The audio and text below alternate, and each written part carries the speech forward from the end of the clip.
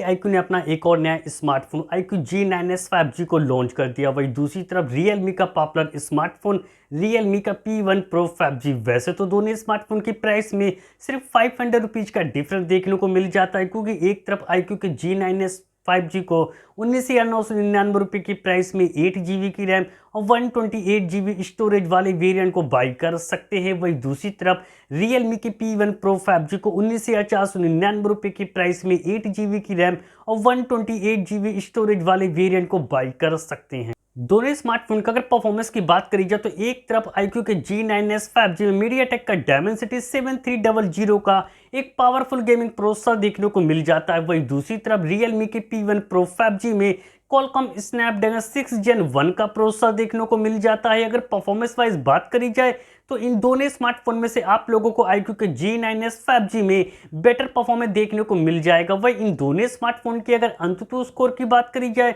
तो एक तरफ iQOO के G9s 5G का जो अंततः स्कोर निकल के आता है वो 7,03,000 निकल के आता है। वही दूसरी तरफ Realme के P1 Pro 5G का जो अंततः स्कोर निकल के आता है वो 6,05,000 निकल के आता है। अगर आप लोग भी इन दोनों में से किसी स्मार्टफोन को खासकर गेमिंग के लिए लेने के लिए सोच रहे हो तो इन दोनों स्मार्टफोन के GFX स्कोर यानी गेमिंग स्कोर को जानना बहुत ज़्यादा जरूरी है। जब इन दोनों स्मार्टफोन में 30 मिनट तक गेम को प्ले किया गया तो एक तरफ Realme के P1 Pro 5G का जो गेमिंग स्कोर निकल के आता है वो 3,400 निकल के आता है। वही दूसरी तरफ iQOO के G9s 5G का जो गेमिंग स्कोर निकल के आता है 4,100 निकल के आता है, जो कि 20,000 रुपीज से कम की प्राइस में iQOO का G9s 5G तो काफी ज्यादा बेस्ट हो जाता है, खासकर गेमिंग के मामले में। दोनों स्मार्टफोन का अगर डिस्प्ले सेगमेंट की बात करी जाए तो एक तरफ iQOO के G9s 5G में 6.77 इंच की बिग साइज की एमोलेड डिस्प्ले देखने को मिल जाती है। डिस्प्ले 3D कर्व देखने को मिल जाती है और डिस्प्ले की अच्छी स्मूथनेस के लिए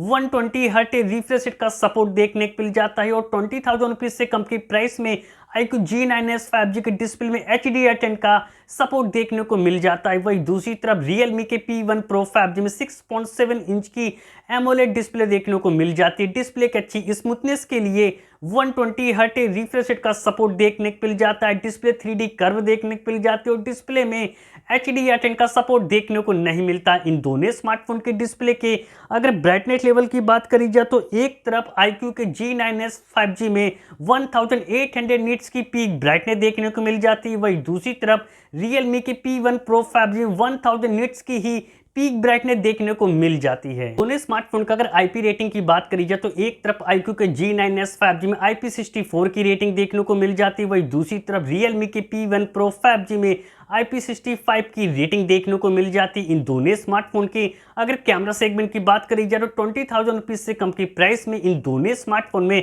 एक्सीलेंट कैमरा सेटअप देखने को मिल जाता है, क्योंकि एक तरफ Realme के P1 Pro 5G के भी बैक में डुअल रियर कैमरा सेटअप देखने को मिल जाते। 50 मेगापिक्सल का सोनी का लाइट 600 का सेंसर देखने को मिल जाता है। बाकी का दूसरा कैमरा 8 मेगापिक्सल का मिल जाता है विद LED फ्लैश लाइट के साथ। कैमरे में OIS का सपोर्ट देखने को मिल जाता है और फोन के बैक कैमरे से 4K वीडियो आसानी से रिकॉर्ड कर सकते हैं। वही दूसरी तरफ iQOO G9s 5G के बैक में डुअल रियर कैमरा सेटअप देखने को मिल जाते हैं। 50 मेगापिक्सल का सोनी का IMX882 का सेंसर देखने को मिल जाता है। बाकी का दूसरा कैमरा 2 मेगापिक्सल का मिल जाता है विद LED फ्लैश लाइट के साथ। कैमरे में OIS का सपोर्ट देखने को मिल जाता है और फोन के बैक कैमरे से 4K वीडियो आसानी से रिकॉर्ड कर सकते हैं। सेल्फी कैमरे की अगर बात करी जाए तो उसमें भी इतना डिफरेंस देखने को नहीं मिलता है। एक तरफ iQOO के G9s 5G में भी 16 मेगापिक्सल का सेल्फी कैमरा देखने को मिल जाता है। वही दूसरी तरफ Realme के P1 Pro 5G में भी 16 मेगापिक्सल का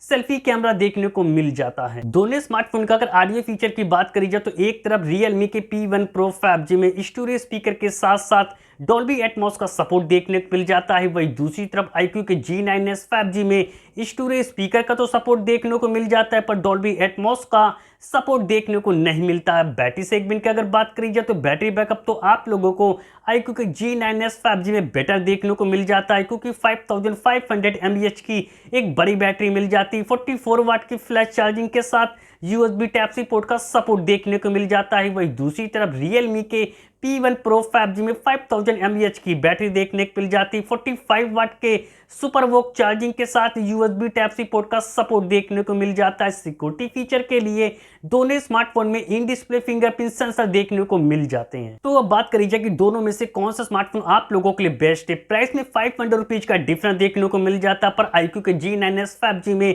एक अच्छा गेमिंग प्रोसेसर देखने को मिल जाता है, ज्यादा ब्राइटनेस लेवल का सपोर्ट देखने को मिल जाता है, एक अच्छा सोनी का सेंसर वाला कैमरा सेटअप देखने को मिल जाता है, और एक सबसे बड़ा प्लस पॉइंट है कि आप लोगों को बिग बैटरी बैकअप का भी सपोर्ट देखने को मिल जाता है। तो अगर आप लोग 20,000 रुपीज से कम की प्राइस में कर्व डिस्प्ले वाला नया ऑलराउंडर स्मार्टफोन लेने के लिए सोच रहे हो, तो मैं आप लोगों को रिकमेंड करता हूं कि आप लोग 500 रुपीज ज्यादा खर्च करके iQOO के G9s 5G को ही बाई करें।